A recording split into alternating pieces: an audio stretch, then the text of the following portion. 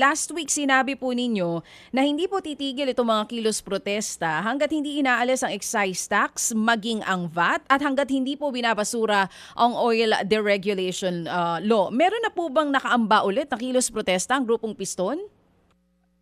Sa ngayon po ay ang ano po natin ay talagang magkakaroon tayo ng mga massive na mga pagkilos, hindi lamang dito sa National Capital Region kundi sa buong bansa, kaugnay nga dito sa patuloy na pagtaas ng presyo ng petrolyo na kung saan ay sa ngayon ay halos aabot na po ng 170 per liter ang presyo ng diesel at halos sa 120 naman sa presyo ng gasolina.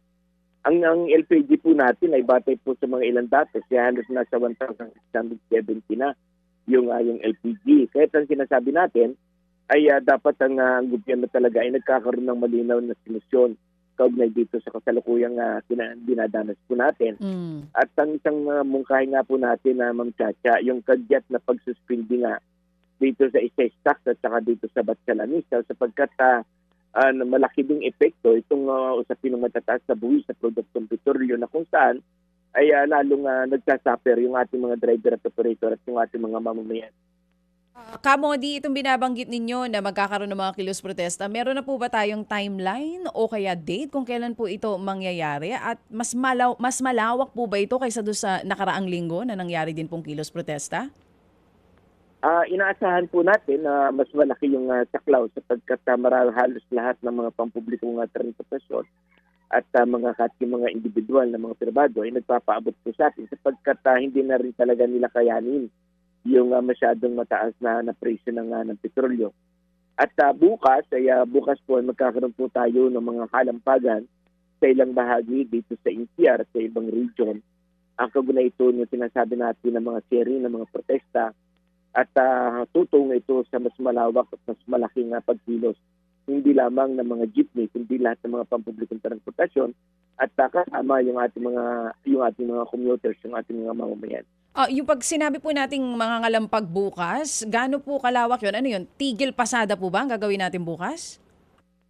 Magkakaroon po ng mga news barrage sa mga terminal, sa mga pamilyang bayan upang talakayin at ilinaw sa ating mga mamamayan yung kasalukuyang kalagayan po natin dulot nga nitong pagtaas ng presyo ng petrolyo. Oo, Kamodi, ito pong pangangalampag ninyo sa iba't ibang terminal po ba ito mangyayari? Buong Pilipinas po ba yan or NCR lang? At kasama din po ba natin yung ilang grupo din ng mga jeepney drivers natin?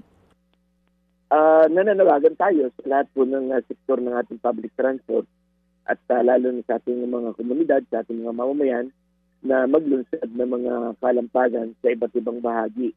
Hindi lamang sa mga ruta, sa mga terminal, kundi mismo sa mga pamilyang bayan, sa komunidad, para ilinaw at panawagan talaga sa administrasyon na kagyat na talagang tanggalin itong matataas na buwis sa produktong petrolyo.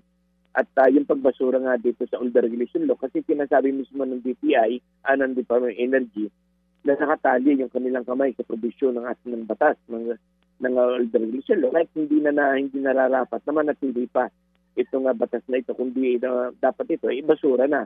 Dahil ito yung nagbibigay laya sa mga malalaking kumpanya na langis na kung saan sila na lamang yung nagtatakda ng pagtaas at pagbaba ng presyo ng petrolyo dito sa ating bansa.